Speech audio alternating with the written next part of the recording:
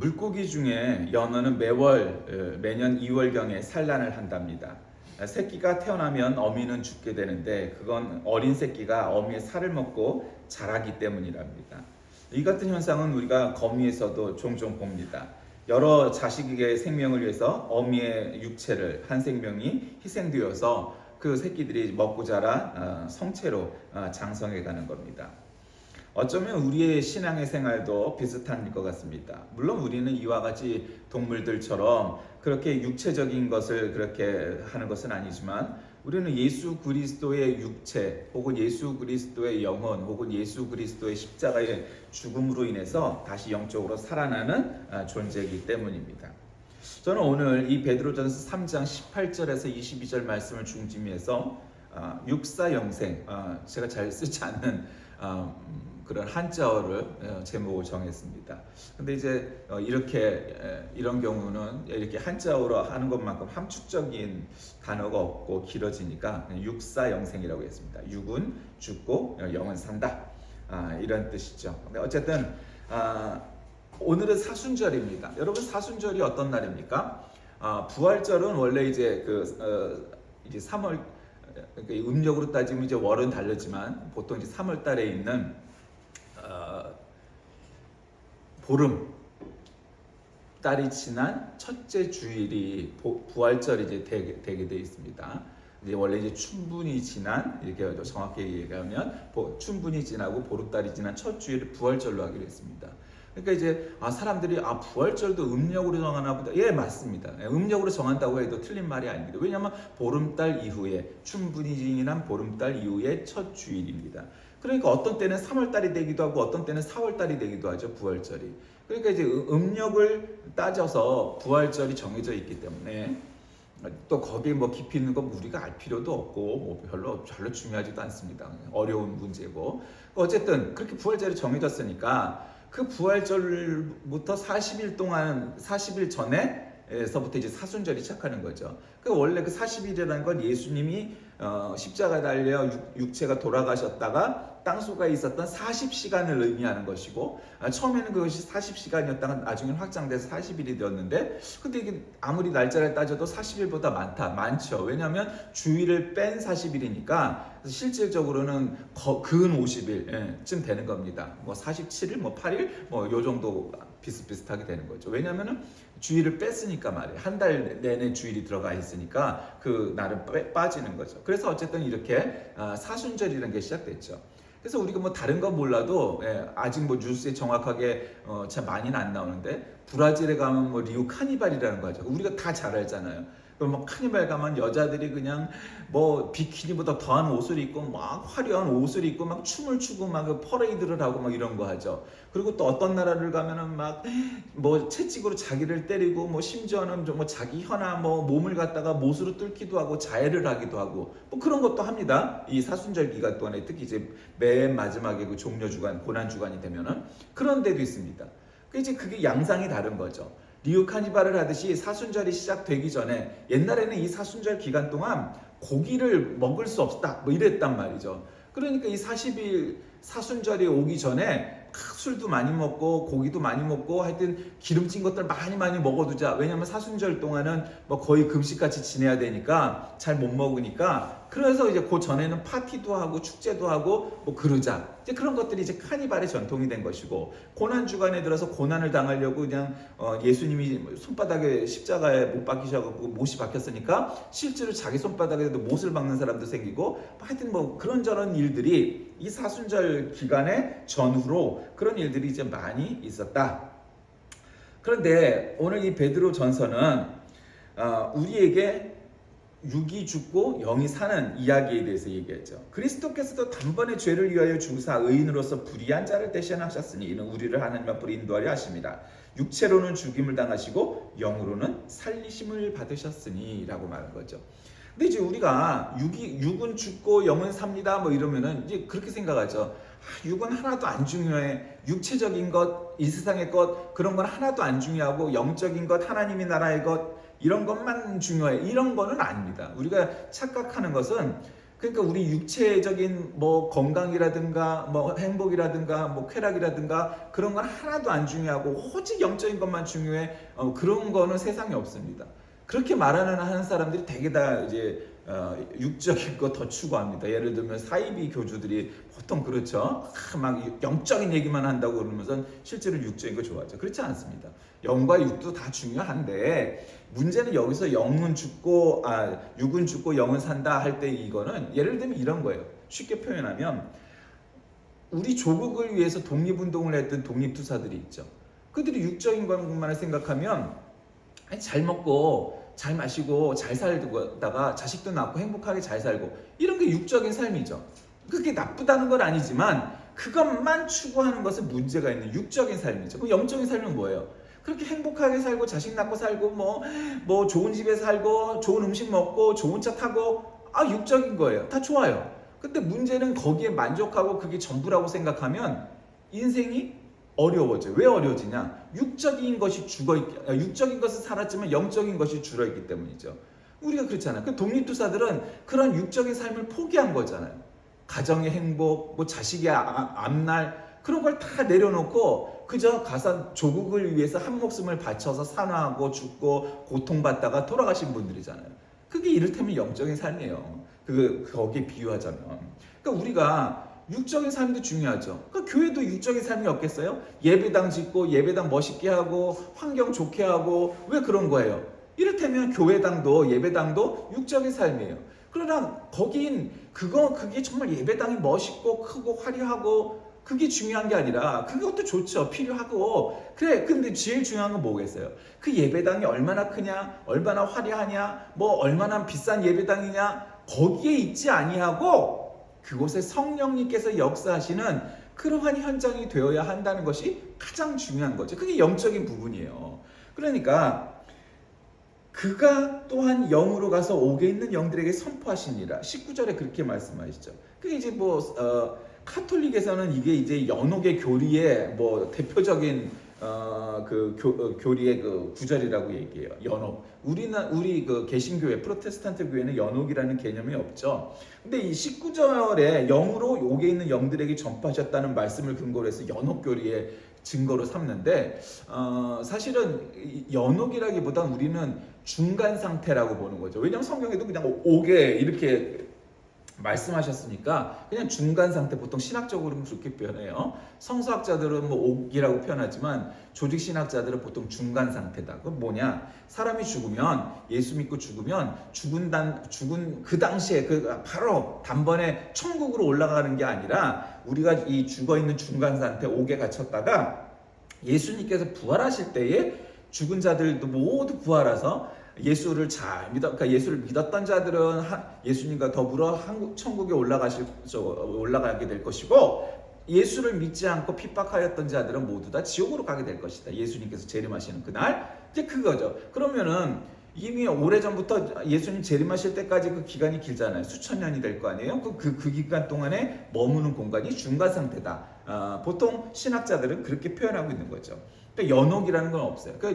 연옥이라는 개념이 왜 문제가 되냐면 그냥 우리는 중간 상태고 그들은 연옥으로 끝났으면 문제가 아닌데 이들이 연옥의 교리를 발전시킵니다. 성서적이지 않게. 그래서 어떻게 발전시키냐면 우리가 세계사 시간에 배웠던 것처럼 예수를 믿긴 믿는데 잘 못 믿은 놈, 예수를 믿긴 믿는데 죄가 많은 놈, 예수를 믿을까 말까 하고 어정쩡하게 있어갖고 하여튼 중간 상태에 있는 자, 그들이 다 어떻게 되느냐? 죽으면 천국에 못 가고, 그러니까 이 연옥교리가 왜 비성경적이냐면, 그러니까 그들은 죽으면 바로 천국을 가고 예수 잘 못 믿은 놈들은 다 연옥을 간다 이렇게 말하는 거예요. 그렇지 않다. 아까도 말씀드렸듯이.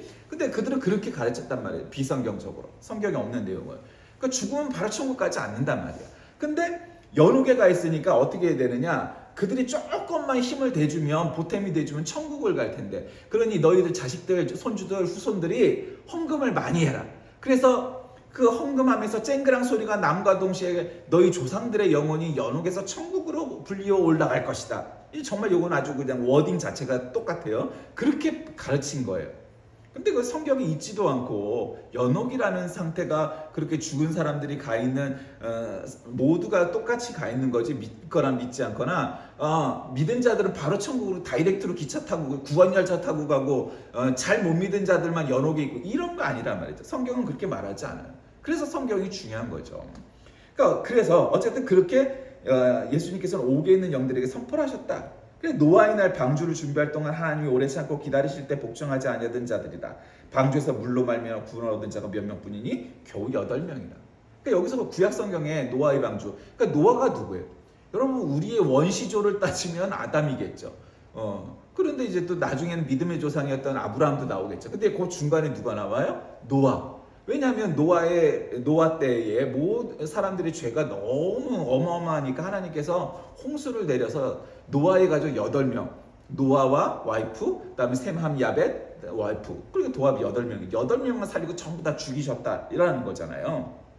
그러니까 이를테면 노아가 중시조쯤 되겠죠. 뭐 아니면 뭐라고 해야 되나? 어쨌든 아담, 노아, 아브라함 뭐 이런 세 사람은 우리의 믿음의 조상들인 거죠. 그래서 그렇게 하고 8명을 살렸다는 거예요. 그래서 결국 물은 예수 그리스도께서 부활하심을 말미암아 이제 너희를 구원하는 표니 곧 세례라.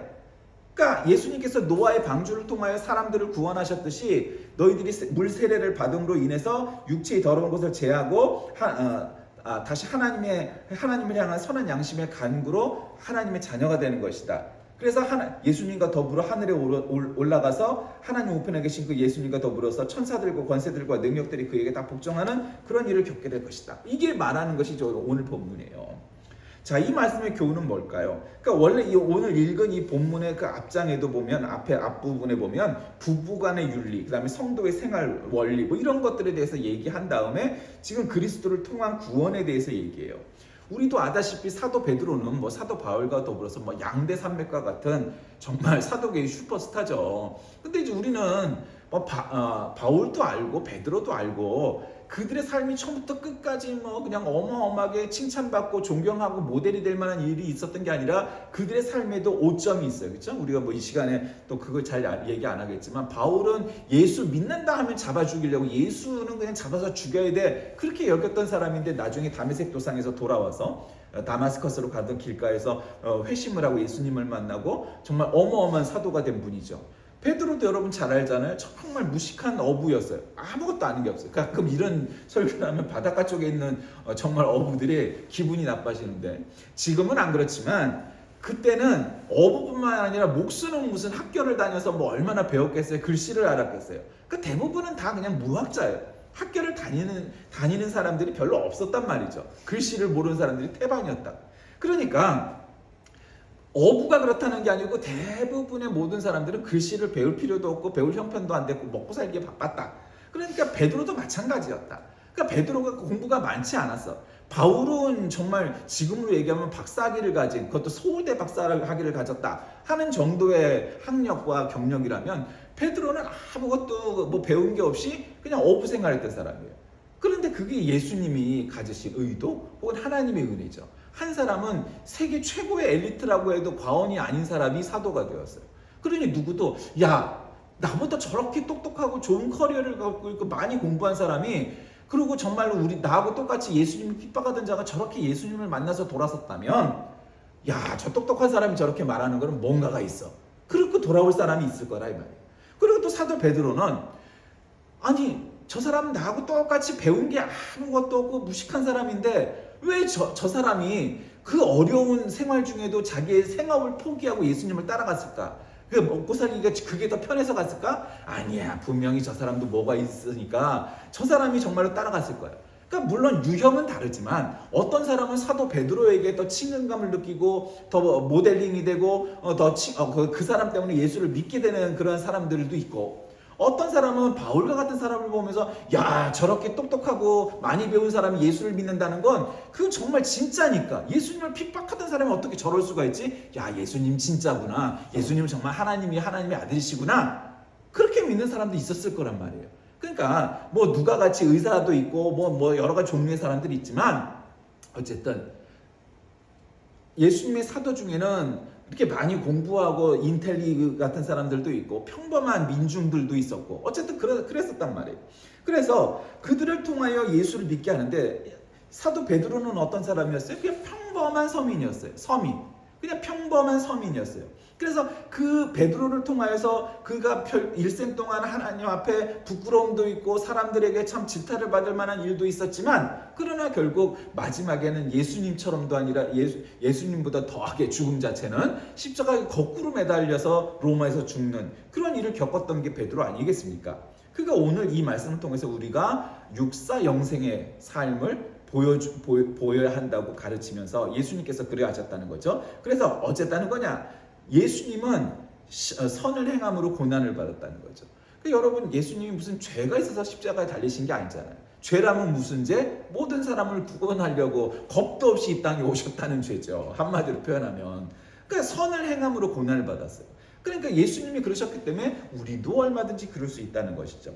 그러니까 두 번째로는 그리스도는 한 번 죽으심으로 말미암아서 불의한 자를 대신합니다. 그러니까 여러분 우리가 참 한마디로 표현하기는 어렵지만 예수님께서 다른 성경에서도 나는 의인을 위하여 이 땅에 온 것이 아니고 악인을 위해서 죄인을 위해서 이 땅에 오셨다라고 말씀을 하죠. 그 뜻이 뭘까요? 지금 세상의 선인들은 착한 사람들은 예수님과 아무 관계가 없다는 건가요? 아니 그런 의미가 아니죠. 세상의 선인, 세상의 의인은 하나도 없다는 거죠. 죄가 없는 사람은 없다라는 거죠. 모든 사람은 죄예요. 그러니까 모든 사람을 위하여 오신 것이 예수님이에요. 또 거기서 무슨 칼빈주의니 웨슬리안이니 그러면서 예수님께서는 이미 구원받을 사람과 구원받지 않을 사람 하나님은 다 정하셨고 뭐 이렇게 들어가면 또 그건 논리 싸움이 되니까 뭐 어쨌든 뭐 두 가지 다 의미를 있어요. 어쨌든 그걸 얘기할 건 아니고 중요한 건 뭐냐? 예수님은 성경에도 모든 사람을 구원하려고 오셨다고 말하는 것이 마땅한 일이지 어떤 사람은 애초에 넌 구원받을 자격이 없어. 야 너는 못돼 처먹었고 너는 사악하고 너는 법을 어겨도 하나 양심의 가책도 안 받는 놈이니까 야 네가 탈세를 하고 뭐를 해도 양심의 가책을 느끼니 넌 애초에 틀려먹은 놈이야. 넌 나쁜 놈이야. 그러니까 넌 구원받을 자격도 없고 예수 믿지도 말고 예배당에 나오지도 말고 신자가 되지도 마. 예수님께서 그런 마음을 가지셨겠냐고요. 넌 애초에 틀려먹었으니까 넌 예수 믿을 놈이 아니야. 너는 결국 안 믿을 거야. 결과는 그럴지라도 시도는 그렇지 않을 거란 말이죠. 모든 사람을 구원하려고 오셨던 것이 하나님의 마음, 예수님의 마음이라고 우리가 추정을 하는 것이 더 합리적이지 아니야. 이 땅에 오실 때부터 너는 구원받을 자, 너는 구원받지 않을 자 그랬을까? 그렇지는 않을 것 같아요. 다른 것은 칼빈주의가 더 이렇게 섬세한 신학적인 시스템일지라도 구원에 관한 문제에 관해서 그 논리의 한계는 그 논리는 이런 거죠. 봐봐 모든 사람을 위하여 오셨을지라도 결국은 믿지 않는 자가 나오잖아. 그럼 예수님의 하나님의 능력이 없어서 그럴까? 아니야. 이미 정해 놓으셔서 그래.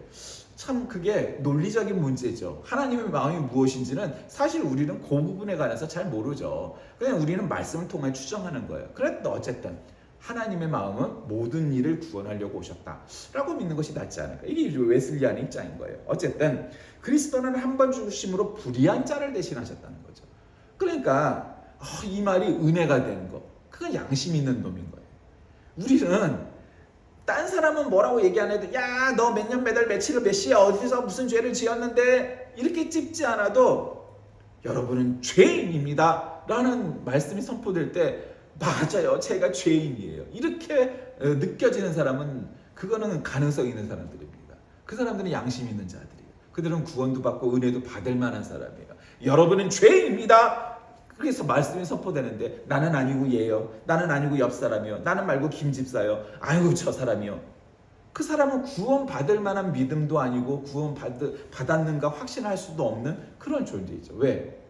하나님의 말씀은 옆 사람이 아니라 누구가 아니라 바로 나에게 주시는 하나님의 말씀이라는 사실이 자각되는 거죠. 깨달아지는 거죠. 느껴지는 거죠. 그게 하나님의 말씀인 거예요. 하나님이 나에게 주신 말씀이지 어느 다른 사람을 위하여 주신 말씀이 아니야.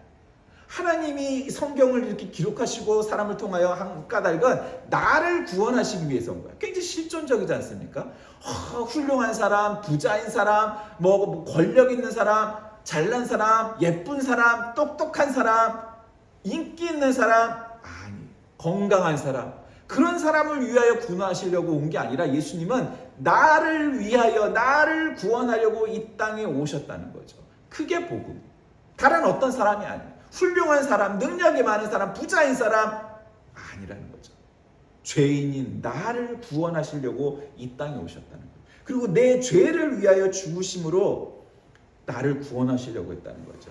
그리고 나중엔 40시간 만에 부활하셔서 이 땅에 40일 동안 계시다가 승천하셔서 하나님 우편에 앉으셨다는 거예요. 그 참 베드로에 비해서, 예를 들면 베드로가 쓴 로마서, 그다음에 뭐 고린도전서 있죠. 그 뒤쯤에 이제 베드로 전서가 나오지 않습니까?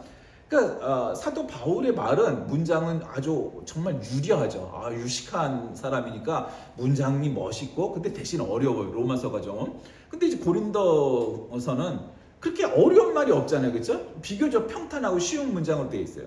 그러니까 아주 복음도 심플하게 가르쳐줘요. 그러니까 복음은 심플하게 얘기하면 그거잖아요. 죄인인 나를 위하여 대신 십자가에 지심으로 내 죄를 대속하시고 돌아가셨다가 부활하셔서 승천하셨다는 예수님, 그 사실이 믿어지고 나를 위하여 그렇게 오셨다는 사실이 믿어지는 사람, 그게 신자예요. 내가 죄인이구나, 실존적으로 깨달아지는 거죠. 나는 내가 스스로 나를 구원할 만한 사람이 절대로 아니구나. 나는 의로운 사람이 아니구나. 나는 나를 구원할 수가 없구나. 나는 다른 어떤 사람도 구원시키는데 나는 안 되는 사람이구나. 철저한 무능력이다. 칼빈주의 5대 교리에도 나오지 않습니까? 철저한 무능력입니다. 나는 아무것도 할 수 없는 존재구나라고 실존적으로 깨달아지는 것. 그래서 나를 구원하려면 예수 그리스도와 그분의 십자가의 보혈이 아니고서는 아무것도 할 수 없겠다라고 느껴지는 것입니다. 그게 복음이에요. 그게 기쁜 소식이에요. 그게 깨달아지면 내가 신자가 되고 구원받은 사람이 되고 영생을 얻는 자가 되는 거예요. 우리 속에 있는 소망에 관한 이유를 묻는 자들에게 대답할 것을 준비하라는 오늘 권면의 말씀은 오늘날의 그리스도인들에게 많은 시사점을, 도전을 주는 말씀입니다. 예수님께서 그리스도시요 우리 죄를 구속하셨다는 사실 자체는 여간 불변한 진리지만 이 진리를 변증하고 전하는 방법은 시대와 상황에 따라 많이 달라져요. 저는 어렸을 때 장로교, 침례교회에서 컸기 때문에 지금 생각하면 있을 수도 없지만 옛날에는요, 옛날 목사님, 장로님들은 엄했어요. 강대상을 옮기는 거는 이거는 아주 뭐 큰일 날이었어요. 여러분 보통 교회에서 그러지 않았어요? 우리 어렸을 때는 강대상을 옮길 수가 없어. 그럼 여러분 크리스마스 이런 거 할 때 어떻게 하죠? 이렇게 논란이 많은 거예요. 강대상은 옮길 수 없다. 근데 구조상 강대상을 옮기지 않고는 크리스마스 행사 같은 걸 할 수 없는 구조 예배당들이 항상 있잖아요. 뭐 옛날 예배당들이 아주 크지 않으니까. 그러면 반대하는 목사님, 장로님이 꼭 하나씩은 있어요. 어느 교회나. 근데 그분 그걸 놓고 하려고 그러면 어떻게 되겠어요? 애가 왔다 갔다 하면 가운데가 안 보여, 제일 중심이. 그러니까 얼마나 쓸데없는 데다가 우리가 전력을 낭비하고 쓸데없는 곳에다가 우리가 신경을 썼냐고요. 여러분 강대상을 옮기면 아주 비성경적이고 뭐 비복음적이고 뭐 이렇게 되나요? 그렇지 않아요. 그건 본질이 아니에요. 강대상을 옮기냐 안 그래요. 옛날엔 강대상도 뭐 정말 원목으로 만들어서 무거웠단 말이에요. 그러니까 한두 명이 막 옮기지 못하는 큰 강대상도 많았어요. 근데 요즘 어때요, 여러분? 요즘 큰 교회, 세련된 교회, 뭐 세상을 선도하는 교회, 그런 교회 가보면은 강대상이 어떻게 돼 있죠? 그냥 보면 때처럼 달랑 막대기 하나 위에다가 막 아크릴이나 뭐 이런 걸로 하나 돼 있고 거기서 설교하는 교회도 많아요. 그러면은 그때부터 복음이 가벼워졌나요? 그건 아니에요. 그러나 왜 강대상이 그렇게 변하게 됐나요? 지금은 큰 강대상이 중요한 것이 아니라는 사실을 확인했기 때문에. 옛날에는요, 막 교회당 본당 안에서 드럼 치고 기타 치고 막 전자올가는 치고 이러면 어떻게 되겠어요? 있을 수도 없죠. 드럼을 치다니 말이야. 이 거룩한 경건한 예배당에서 드럼 치면 안 돼. 기타 치면 안 돼. 전자음향 이거 쓰면 안 돼. 근데 지금도 무악기파에 있잖아요. 지금도 동방정교회 가면 악기가 하나도 없어요. 거기는 오직 사부 합창으로만 화음을 만들어 갖고 되는 거예요. 물론 그런 종류의 그레고리안 뭐 찬트, 뭐 그레고리안 칸트 뭐 이렇게 표현하지만 어쨌든 그레고리안 그 성가라는 것들이 여러분 정말 악기 없이 아름다워요. 그러나 악기를 쓰면 비성경적이냐? 여러분 그렇지 않아요. 그렇지 않아요. 그건 아주 작은 차이고 하나님에 관한 구원에 관한 사실의 복음의 본질하고는 아무 관계가 없어요. 그냥 내 선호한 거예요. 그러니까 그런 게 중요한 게 아니에요. 강대상이 있느냐 없느냐 이런 문제가 중요한 게 아니에요. 그럼 정말 중요한 건 뭐예요? 예수님이 나의 구세주라는 사실에 대한 확신, 그리고 정말 예수님만이 구세주라는 믿음, 이런 거죠. 오늘날 인간적인 탐욕과 정욕에 휩쓸려서 그리스도의 제자 혹은 하나님의 자녀 혹은 신자 뭐 이런 것을 저버리고 육적인 삶에 내가 먹고 마시고 입고 타고 자고 하는 이런 육적인 생활에만 모든 우리가 이제 신경이 열려 있다면, 물론 그것도 중요하지만 그에 못지않게 사실은 그것보다 더 중요한 것은 우리 영적인 삶이라는 사실을 우리가 늘 자각해야 합니다. 우리가 1년 내내 늘 긴장하고 하면 좋지만 뭐 그렇게는 아닐지라도 이 40일의 이 사순절 기간 동안만이라도 우리가 좀 더 경각심을 갖고 경건한 삶, 성결한 삶, 그건 무엇인가, 신자다운 삶은 무엇인가 한번 생각해보는 그런 사순절이 되어야 될 겁니다. 말씀을 정리합니다. 성도는 세상을 적당히 살지 않고 세상과 구별하여 성별되어서 살아야 되는 존재입니다. 하나님께서는 우리에게 원하시는 바가 있어요. 뭐는 해라, 뭐는 하지 마라. 물론 그런 것도 있죠. 그러나 정작 중요한 게 뭐겠어요? 믿음이에요, 믿음. 행위가 아니에요. 행위로 구원받을 사람은 세상에 하나도 없어요. 어느 누구도 없어요. 그러니까 믿음은 행위로서 구원받을 만한 사람이 세상에 하나도 없다는 거예요. 그럼 뭐예요? 믿음이에요. 믿음만큼은 절대로 누가 뺏어갈 수도 없고 누구를 줄 수도 없기 때문에, 그래서 쉽고도 어려운 것이 바로 믿음이에요. 여러분은 정말 여러분의 마음속, 여러분 심령 속에서 예수님만이 나의 구세주라는 사실에 대한 확신을 가지고 이 사순절 기간을 맞이하고 있는지, 혹은 긴가 민가 라는 어정쩡한 상태인지, 아니면 정말로 예수님은 뭐 다른 어떤 성인들과 비슷하게 그저 훌륭하신 분이지 예서 끝나는 것인지, 우리의 마음속에서 정말로 예수님은 나의 구세주라는 사실에 대한 확신을 가지고 오늘 이 주일 아침을 맞이하고 있는지 생각해보는 저와 여러분이 다 되시길 주의 이름으로 간절히 기도하겠습니다. 살아계신 하나님, 육은 죽고 영은 살아야 되는데 예수님께서 그리 하셨고 우리도 그리 살게 하여 주옵소서. 예수님만이 우리에게 유일한 구세주이시고 예수님만이 나를 위하여 십자가에 달리시고 부활하신 주님이시고, 그래서 그 귀한 부활을 기다리는 이 40일 동안 더욱더 경건한 삶, 성결한 삶 되게 하여 주옵소서. 예수님의 이름으로 간절히 기도드립니다. 아멘.